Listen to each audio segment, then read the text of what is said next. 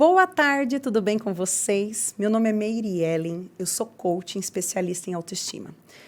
E nas redes sociais sou conhecida como Dona da Autoestima. Esse projeto do podcast é para servir de inspiração para você, para que você levante do sofá e tome frente à sua vida, tanto na sua autoestima, como também posso estar trazendo hoje informações. Então, é muito importante você aprender também muita coisa. Às vezes, você está convivendo com alguma patologia parecida e eu espero que esse nosso bate-papo sirva para dar alguma alavancada aí na sua vida. E hoje, a minha convidada, ela é fisioterapeuta, ela é especialista na área respiratória e com pacientes com alta complexidade. Então, seja muito bem-vinda, doutora Thaís Soleira. É um prazerzaço ter você aqui comigo. Eu que agradeço, né, pela participação. A gente se conhece há alguns anos aí. É verdade. Sou grata, né, pela Eu oportunidade de ter entrado na sua família, né, que a gente vai falar um pouquinho depois. Sim. E muito obrigado pelo convite. Eu que agradeço. Sempre. Você está sempre comigo, né? É muito legal. O que é mais interessante, gente, é que quando a gente recebe um profissional em casa, minha mãe foi acamada durante 13 anos. O processo todo de doença durou 23 anos. E nesse processo, nós conhecemos muitas pessoas, a gente faz muita amizade, porque acaba se tornando da família da gente, acaba convivendo com a nossa rotina, né? Tanto da alegria quanto das incertezas e dos medos, né? E é um prazer mesmo ter você aqui, porque além de uma excelente profissional, que isso eu não tenho dúvida, né? Você é muito humana. Então, eu acho que tem tudo a ver com o perfil do meu programa, tá? Eu estou muito contente de ter você aqui. Muito obrigada, viu? Com certeza. Então, olha, a minha mãe teve ela, né? E ela ficou acamada durante 13 anos. E foi assim que eu conheci a Thaís. E ela apareceu lá, toda bonitona, toda Barbie, né?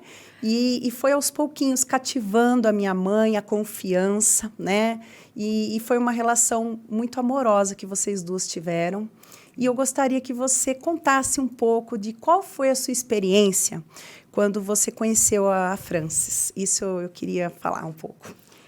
A Frances, antes de eu dar o início, né, nos atendimentos com ela, algumas pessoas vieram me falar assim: nossa, você vai entrar lá, ela é muito brava, né? A família é muito exigente. É o que eu escuto, às vezes, antes de dar o início, né, em algum atendimento, em alguma casa. Daí lá vai eu, né? Não, vamos lá, vou conhecer a paciente. E como eu só lido com pacientes de alta complexidade, uma UTI domiciliar, falei, não, vou me dar o máximo, né? Eu não tinha ainda atendido, né, a patologia a ela em si, mas falei, vamos lá. Cheguei lá, né, para atender a Fran, aquela doce, né, uma pessoa maravilhosa, onde eu convivi quase 2 anos aí com ela, né, até ela ter as intercorrências, né, não está mais presente. Eu falo físico, né, mas o espiritual aqui, ela tá com nós e tenho certeza que ela tá aqui nessa... Eu também tenho certeza. Então, certeza. Eu falo que foi uma experiência única. A Fran, ela não falava com a boca, mas ela dizia tudo com os olhos, né? Pela patologia agravando, então ela usava uma traqueostomia, uma UTI domiciliar, e acabou que eu fui entrando na vida dela, ela na minha, a gente começou a conversar, a gente se comunicava, né? Ela por uma tabela, pelo olhar, e eu falo que foi uma sensação maravilhosa. Ela me ensinou muito, sou grata a ela, mesmo se comunicando somente com os olhos, né? Então, eu realizava tanto a fisioterapia motora, né, para devolver a qualidade de vida, evitar deformidades, né, dores, quanto a fisioterapia respiratória. Então, nesses anos que eu atendi ela, eu falo que eu sou totalmente grata, tanto à família, né, a você, seu pai, que me acolheu maravilhosamente, e principalmente com a Fran. Eu que agradeço. Imagina, é um prazer. Eu queria que você contasse um pouco para nós, né, porque aqui nós duas já sabemos muito bem, né? O que levou você a escolher a sua profissão, que é ser fisioterapeuta? Conte um pouco para nós como que veio essa inspiração para você lidar com tantas dores também, né? Saber lidar, ter equilíbrio para tudo isso. Conte um pouco para mim. Eu acredito que foi Deus, né, que colocou eu nessa profissão maravilhosa. Quando eu fui prestar o vestibular, né, eu vou fazer uma faculdade com 18 anos, hoje eu estou com 31.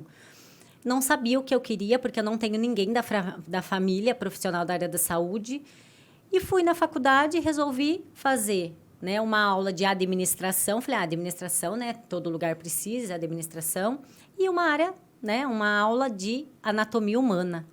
Cheguei lá, minha prima estava tendo aula de administração e eu sentei e falei, meu Deus, olhei para a lousa, falei, quantas contas? Não vou dar conta. Falei, muitas contas, cálculos, não é para mim. Daí, na frente, estava tendo a aula de anatomia humana, com o corpo humano ali no laboratório. Do jeito que eu entrei, fui bem acolhida pelo professor, né?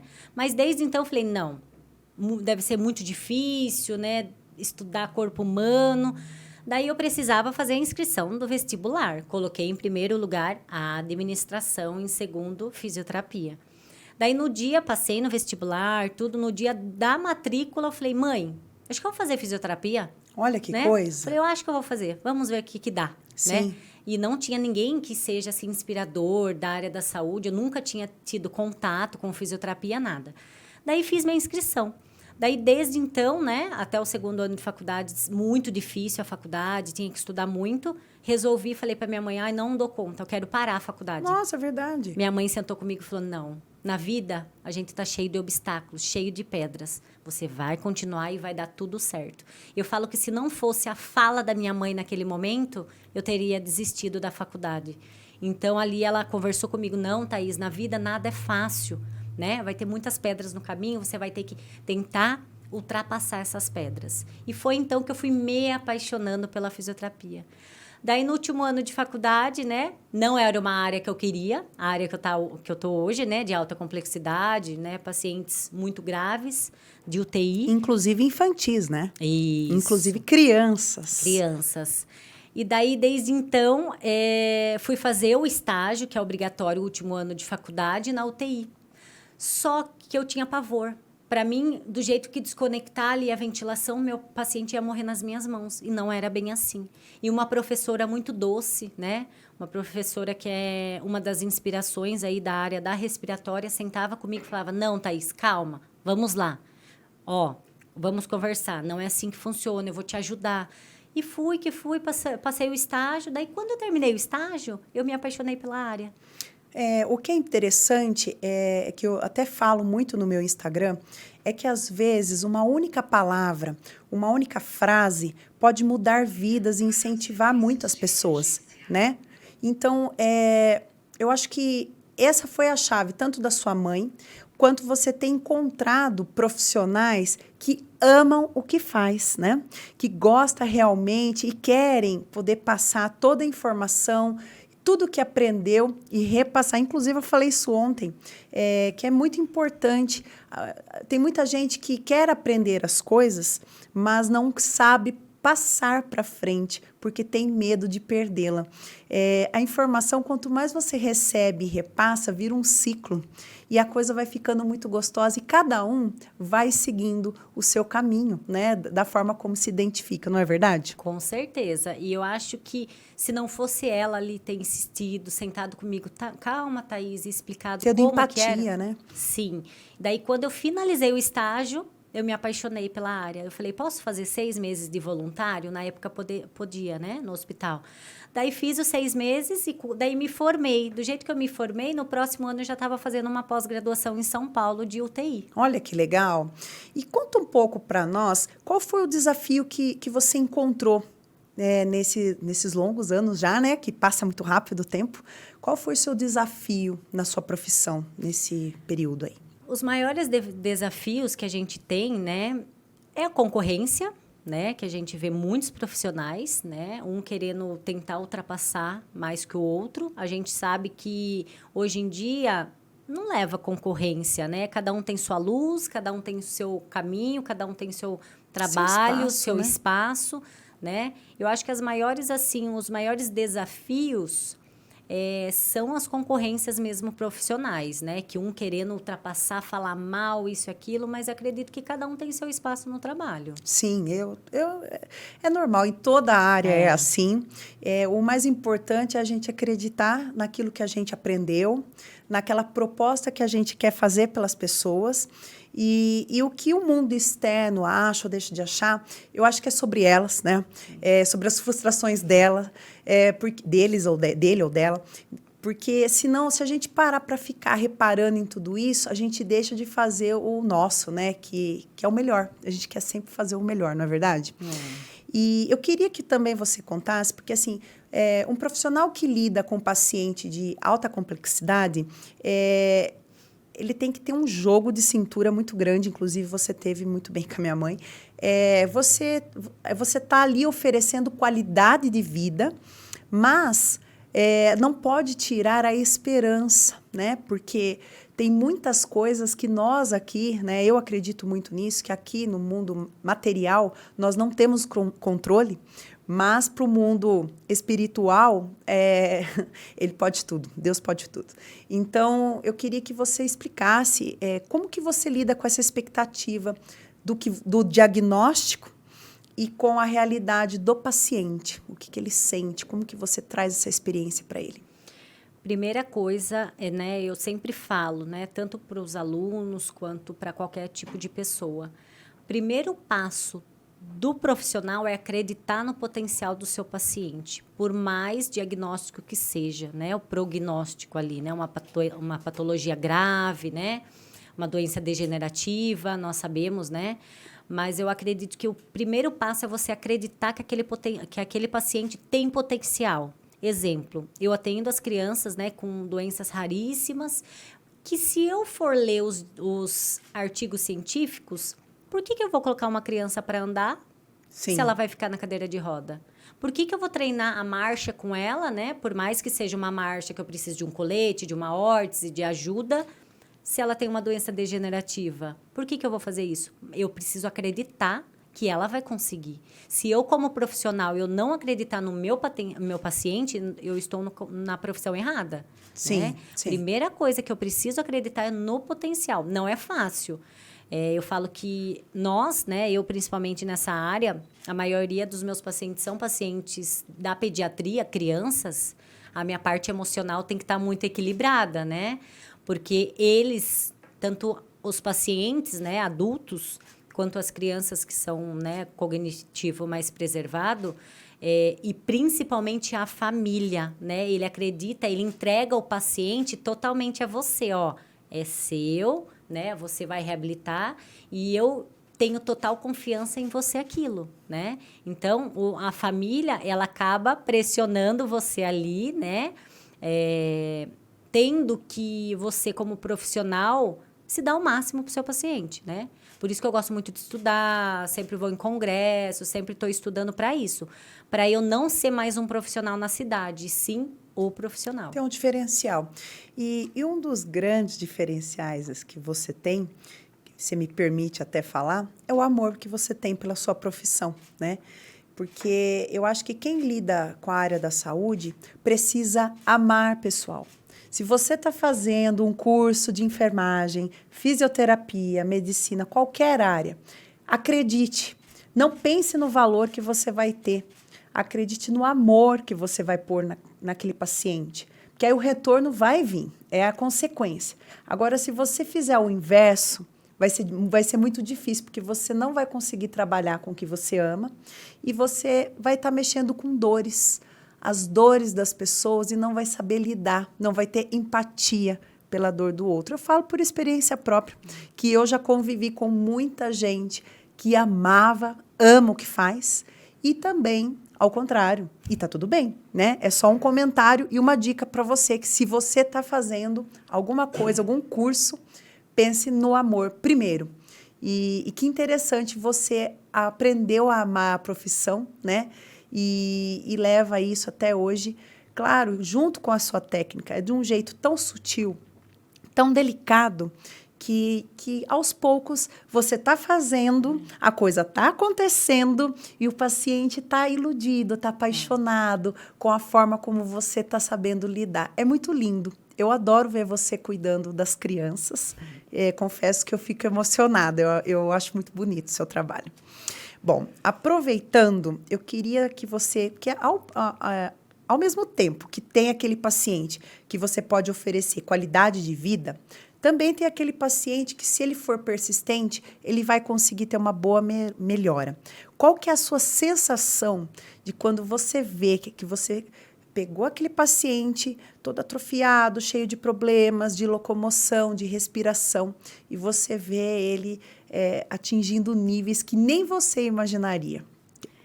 Primeiro, eu quero agradecer a Deus, né, por ter me dado esse dom, né, que através das minhas mãos eu posso reabilitar vidas, né, porque os meus pacientes, eu falo que eles são tudo para mim, né, cada perda eu sofro demais, né, e cada vitória, cada mexidinha de dedo, cada movimento sutil que eles fazem é muito gratificante para nós. Eu comemoro junto, eu grito junto, eu choro. Terapias assim que, né? Teve uma paciente, minha Valentina principalmente, que teve uma parada final do ano, né? Ela perdeu todos os movimentos que a gente havia ganhado há 5 anos atrás. E ela tem quantos anos? 6. 6 anos. Você pegou ela desde bebezinha. 10 meses. 10 meses. É linda a história. Então, assim, ela começou, né, ter os movimentos e isso a gente começou a comemorar, por mais a patologia dela grave, né, degenerativa. Então, eu falo que para nós, profissional, é muito gratificante e a gente se emociona muito. Às vezes eu tento não me emocionar tanto ali na frente, né, mas eu chego em casa, eu choro, eu grito, eu compartilho com pessoas especiais, isso é muito gratificante. Com certeza. Aproveitando, vamos contar um pouco que, assim, além de atender pacientes, né, você está desenvolvendo outras áreas aí de frente para poder ajudar as outras pessoas, né? Você desenvolve cursos. Conte um pouco mais do que você está fazendo nessa nova frente também de trabalho. Você está bem ativa nas redes sociais, que eu tenho acompanhado. Conte um pouco para a gente como que, além de fisioterapeuta que atende, está sabendo devolver aquilo que aprendeu, que foi o que eu acabei de falar anteriormente. Isso é muito importante, né? Nós não guardarmos só para nós, né? Compartilhar nossas vivências, nossas experiências, nosso conhecimento, nosso aprendizado, né? Eu acabo dando, né, as consultorias, os cursos tanto para famílias, né, que são aquelas famílias que não têm profissionais em casa, que é a família que cuida, quanto o treinamento, né, os cursos para as famílias que têm o fisioterapeuta, só que o fisioterapeuta não tem tanta experiência, né? Então, eu acabo dando os cursos para estudante de fisioterapia, para os profissionais, tanto na área da fisioterapia motora, quanto na área da respiratória. Isso é muito importante, esse seu cuidado, porque em toda a área, né, gente? Tem quem domina e quem não domina, e ninguém é menos que isso. Mas como você entende melhor aquilo que está acontecendo, você vai permitir ou não algumas coisas acontecerem, né? Independente, eu, pela minha mãe, né, eu lutei muito, nós lutamos, né? Não posso falar só de mim, porque meu pai foi a base, foi a árvore ali que me acolheu, né? Que eu era uma menina, tinha 14 anos, mas depois dos 30, você começa a enxergar a vida de uma forma diferente, né? A maturidade. Eu demorei um pouco, mas chegou. E aí eu comecei a enxergar aquele cuidado e a entender melhor o porquê das coisas.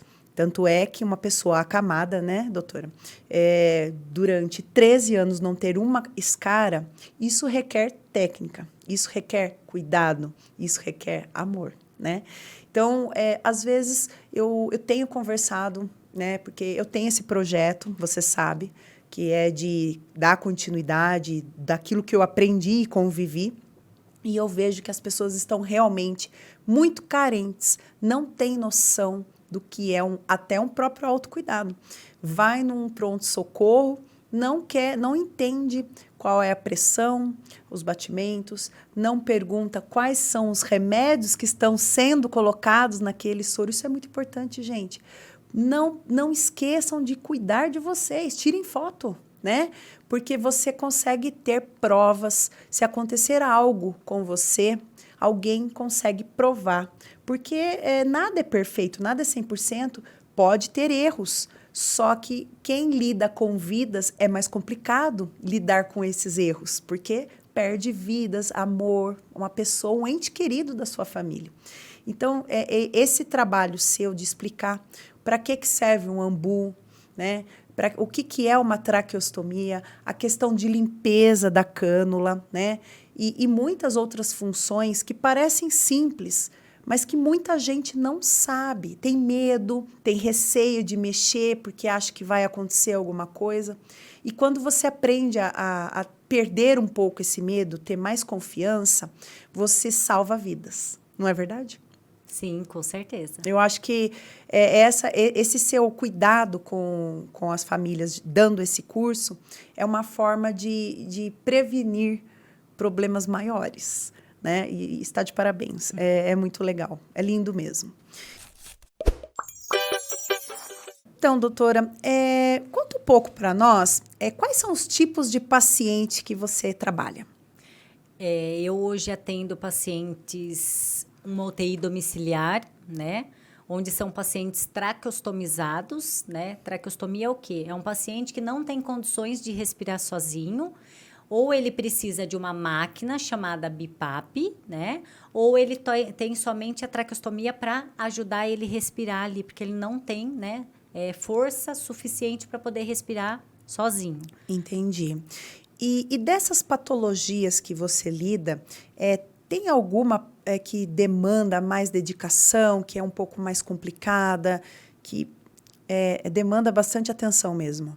São mais as doenças raras, né?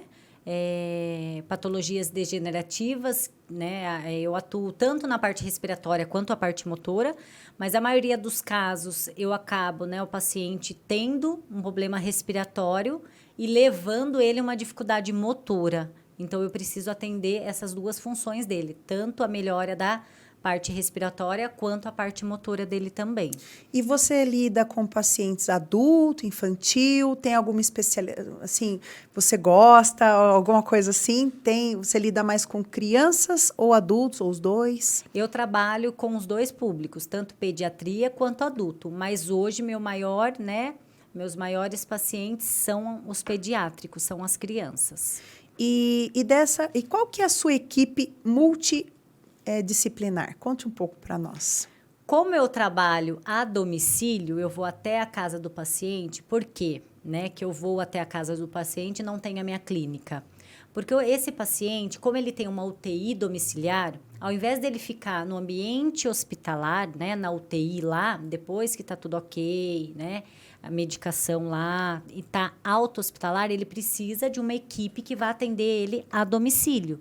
Então, ele não tem só o fisioterapeuta, né? Nós temos terapeutas ocupacionais, nós temos fonoaudiólogos, nós temos psicólogo para a família, os médicos, né? Tanto pediatra, neurologista, nutricionista também, que é de grande importância, né? Juntamente com a físio. Então, nós temos uma equipe multidisciplinar para cuidar desse paciente a domicílio. Ah, legal. E assim, e quando acontece uma intercorrência, como que passa na sua cabeça, assim? Às vezes você está junto lá com o paciente, né? Porque não é um hospital, né? A gente tem que entender que está na casa. Como que você lida com essas dificuldades desse ambiente? A maioria das vezes, quando o paciente ele tem alguma intercorrência, o primeiro contato é com o fisioterapeuta, né? Principalmente se for uma intercorrência respiratória, né?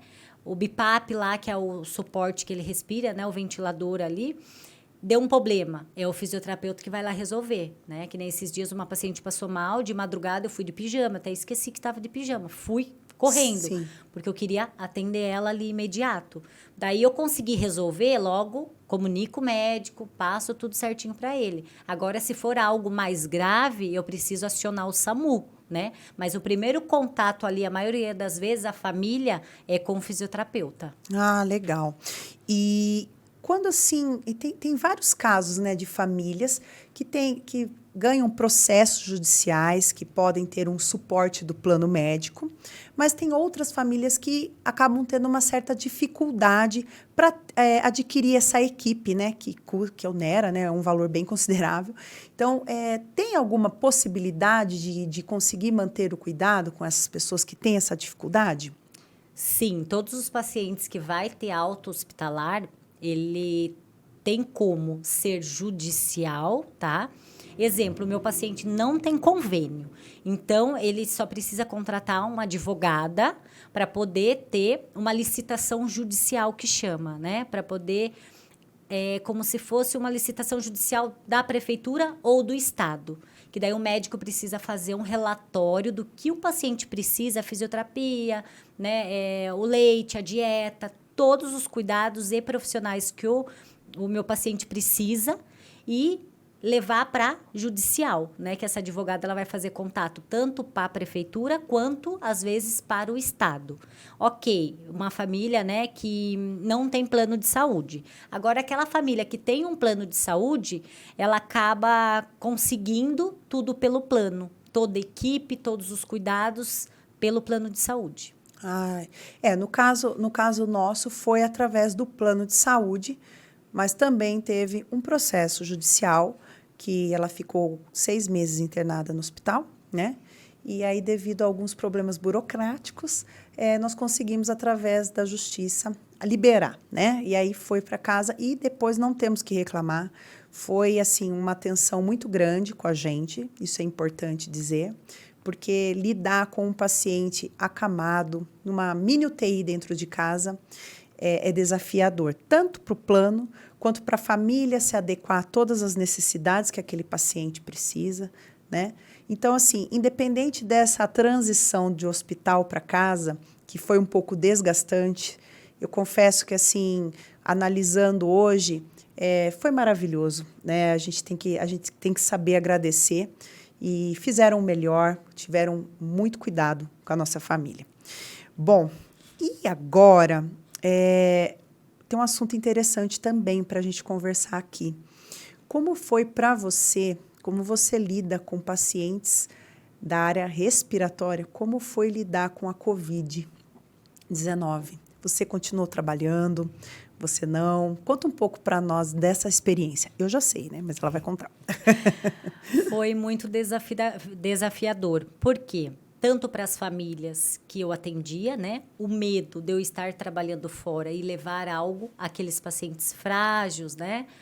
E trabalhar em excesso também, né? Porque como não tinha tanto profissionais, né? E tinha profissionais afastados porque estavam com Covid, eu precisei trabalhar muito mais, né? Cuidar da minha parte emocional também, né? Que eu faço os treinamentos de inteligência emocional para me preparar, tanto para os desafios quanto, né, pelo Covid-19. Mas, assim, foi muito desafiador. Por quê? Foram muitos pacientes, né? Pacientes que eu atendi que teve muita melhora rápida, quanto aqueles pacientes com muito medo em fazer qualquer coisa, ou eu levar algo ali, né? Porque eu estava vindo de fora. Mas foi uma experiência única, né? Eu falo que a maior dificuldade foi em questão dos meus pacientes domiciliares, né? Porque como eu estava vindo de fora, então a gente precisou paramentar, usar todos os EPIs adequados.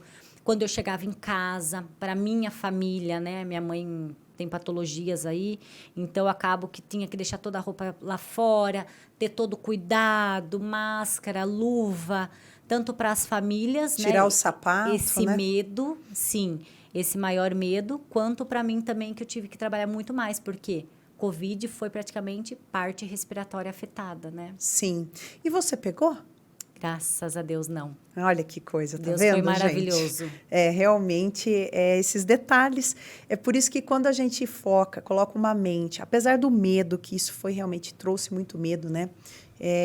A gente conseguiu, apesar do medo, conseguir colocar a mente focada. Não vou pegar, porque eu tenho uma missão, que é cuidar das pessoas. Eu tenho uma missão que eu vou permanecer viva. eu quero acreditar na minha própria vida. Então, eu acho que isso também faz muita diferença. Eu também não peguei, porque eu sempre falei que eu não ia pegar. Então, assim, todo mundo um dia vai pegar. Não, eu não vou pegar. Né? Ah, então você é a única? Acho que sou. É acreditar, né, Tá?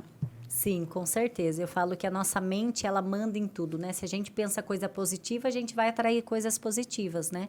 Então, a nossa mente é o que comanda tudo, né? Sem dúvidas. Doutora, uma curiosidade que até, inclusive, eu nem sabia. Que como você cuida das crianças, né? Que às vezes muitas crianças já nascem com um problema sério, né? Eu não sabia que existia essa alfabetização, onde o professor vai até a casa do paciente para ajudá-lo a se alfabetizar. Que lindo, eu não sabia disso. Conta um pouco para nós sobre isso.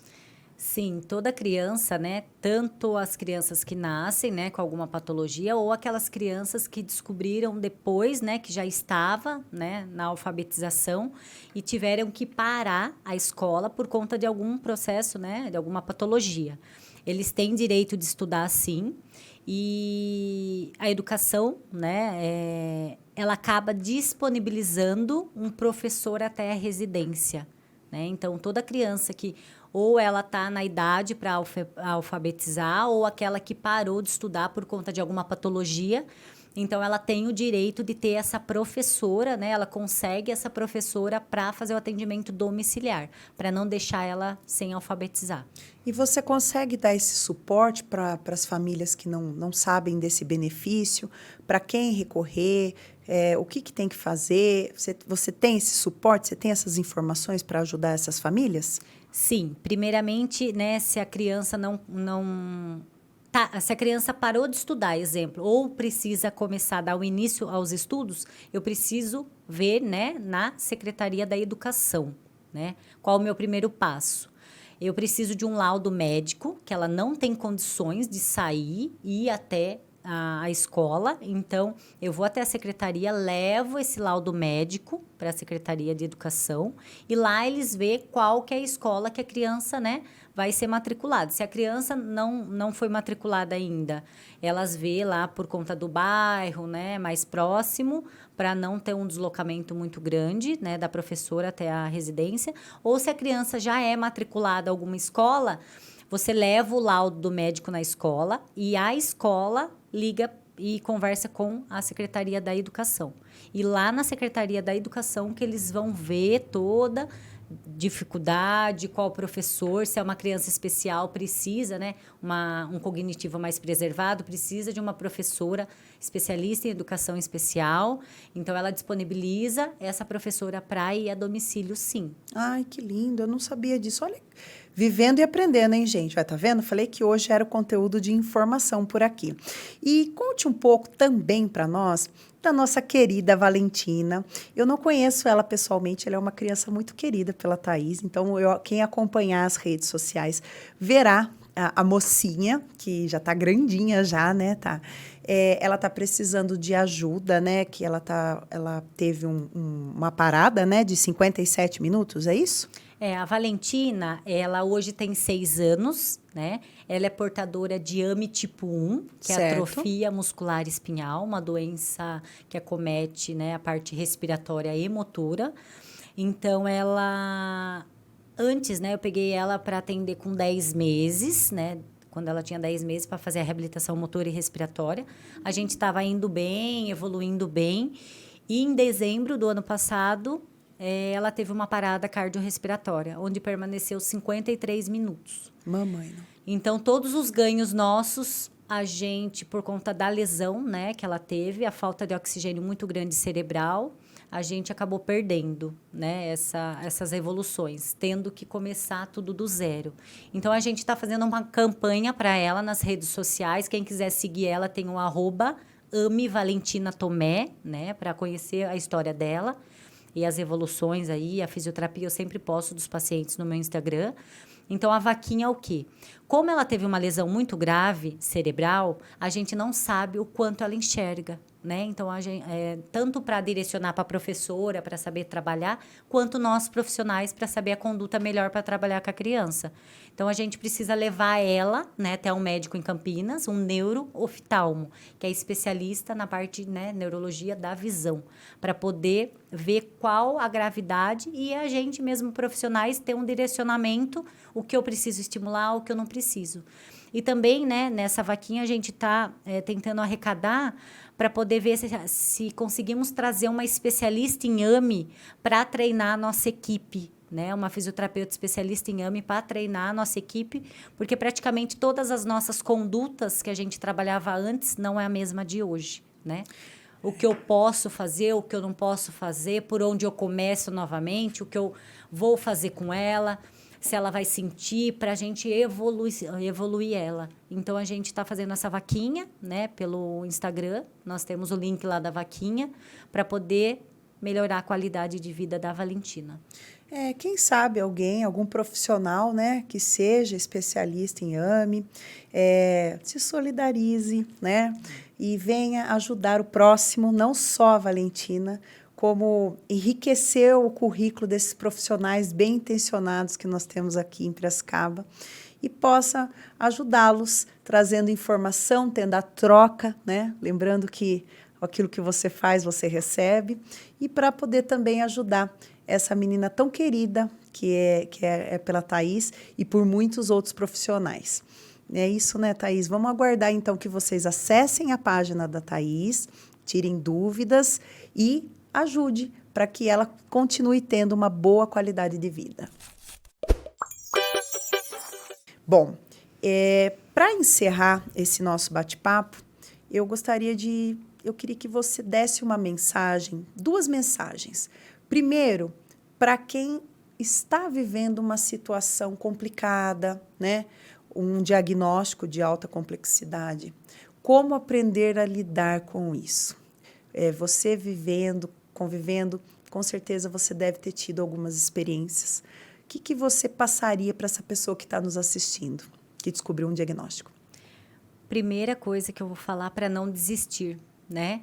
Por mais que seja o diagnóstico, né, a patologia ali, não desista, né? Se a gente for procurar muito em Google, né, lá mostra artigos, lógico, vivências ali, né, aprendizados, mas Deus é Deus, né? Às vezes eu acabo sempre falando para as famílias, aquelas famílias que sempre comentam comigo assim: ai, Thaís, né? A medicina falou que meu filho não vai andar. Ok, né? A medicina falou, mas vamos tentar ver que a gente consegue, né? A minha dedicação, a dedicação do paciente, e não vamos desistir. A permissão, né, de também deixar você trabalhar, porque tem pessoas que querem, mas acabam sendo um pouco resistentes, né? Porque criou uma crença na mente que não é capaz. Mas a cabeça é a que comanda tudo. Por isso, dona da autoestima, gente, a função da mente é muito maior do que você pode imaginar, para tudo. Quando você achar que você não é capaz, é sua mente te sabotando. E aí é o momento de você se olhar no espelho e dizer: eu sou sim capaz. Tudo tem um começo, um meio e um fim. Vai passar. Eu vou enfrentar. Eu vou acreditar em mim. Porque, às vezes, a gente sempre fica esperando do outro uma resposta ou a solução dos problemas, né? E, muitas vezes, a solução dos problemas está em você mesmo. É você mesmo enxergar que você é capaz de superar qualquer coisa. Basta você se permitir. É um exemplo disso. Você já sabe muito bem. Não significa que, pela minha mãe ter falecido, que ela não venceu.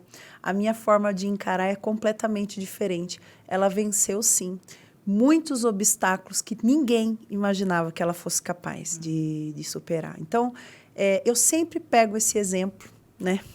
Eu sempre pego esse exemplo porque quando eu penso em desistir, eu lembro dela. Não posso desistir. Eu tenho que honrar ela, não é verdade? Com certeza. E também, voltando naquela questão da mensagem, falar também para quem quer aquela menina, igual você um dia foi, nós ainda somos, tá, gente? Dá licença. Aquela menina ou aquele menino, qual seria a mensagem que você, que está prestando vestibular ou que está se formando, qual é a mensagem que você passaria para esse futuro profissional? Uma delas também não desistir, né? E sempre buscar e persistir no seu sonho. Se você tem um sonho em ser médica, fisioterapeuta, né? Principalmente fisioterapeuta, tá? Que é a melhor profissão do mundo, né? Linda, eu amo. Não desista, busca, né? Procure profissionais que sejam inspirações, converse com eles, tirem dúvidas, né, de tudo que vocês tiverem, da profissão. E o mais importante, o amor. Né? Se você está ali, vai prestar uma fisioterapia, né? Um vestibular de fisioterapia, busque, veja como que é. Se você não amar o que você faz, você não consegue enfrentar as suas dificuldades. Então, o amor pela profissão, ela move montanhas, ela move tudo. E tem um detalhe que eu gostaria de falar, que às vezes, até pela questão financeira, muitas famílias acabam optando pelo preço e não pela qualidade. Só que é uma questão, gente, de conversar com o profissional. Porque se ele quis fazer fisioterapia, ele sabia dessas limitações também. Então, às vezes, é uma questão de conversar e ter essa empatia, essa troca. E você vai estar adquirindo um profissional de qualidade que vai realmente zelar pelo cliente querido seu. Né? E quando você lida com valor... E outra coisa também, é o profissional se valorizar, né? Porque eu acho que, às vezes, até o mundo externo quer te forçar a ser uma coisa que você sabe que você estudou, que você é capaz e muito competente, que você lida com vidas, então você tem o seu valor. Então, tem essas duas coisas que eu acho que nada como um equilíbrio para todo mundo se alinhar aí e ter uma boa qualidade de trabalho, de dedicação, de amor dentro da sua casa, né? Que você abre a sua casa, para pessoas que você não faz ideia, e a conexão é fantástica. Tanto é que já vai fazer 3 anos que minha mãe faleceu e nós estamos aqui. Você está vendo como que é forte essa conexão? Thaís, você gostaria de estar fazendo mais alguma consideração, alguma coisa relacionada aos seus cursos, ou alguma coisa, deixo para você à vontade. Quero falar um pouquinho do meu Instagram, né? Legal. Que eu acabo sempre postando muito sobre as evoluções dos meus pacientes, né? Sobre um pouquinho sobre as doenças, né? Mais abordadas aí, que nem estamos na patologia aí, né? Um vírus aí, né? Respiratório. Então, eu acabo sempre por semana aí publicando artigo, publicações aí com as artes, para falar um pouquinho sobre os enfrentamentos ali profissionais, as dificuldades, as superações, sim, as evoluções, né, dos meus pacientes. Então, quem quiser aí me seguir, né, no Instagram é o @DRA, que é o doutora Thaís, com TH, Soleira, tá? Que lá eu posto um pouquinho aí do nosso dia a dia de trabalho. Com certeza. Eu vou colocar também aqui na legenda, para você que ficou com dúvida. Tá fácil, você vai ver esse rostinho lindo lá e vai ver ela com as crianças, que é lindo também o trabalho. Thaís, muito obrigada pela sua participação nesse podcast, eu estou muito feliz mesmo. E eu espero que você continue sendo luz, né? Essa pessoa maravilhosa que traz esperança, amor, carinho e superação. Muito obrigada. Obrigada por ter vindo. E é isso aí, gente. Eu estou emocionada. Obrigada, minha querida. Eu que agradeço, viu, mais uma vez. E você levando aí, né, a sua mãe junto com você. Com certeza. certeza. Tenho certeza que ela está muito feliz da mulher que você se tornou, né, dessa pessoa maravilhosa. Então, ela tem muito orgulho de você, viu? Eu não tenho dúvida. Muito. Obrigada, tá? Eu que agradeço. Um beijo. E um beijo para você. E aguardem o próximo podcast.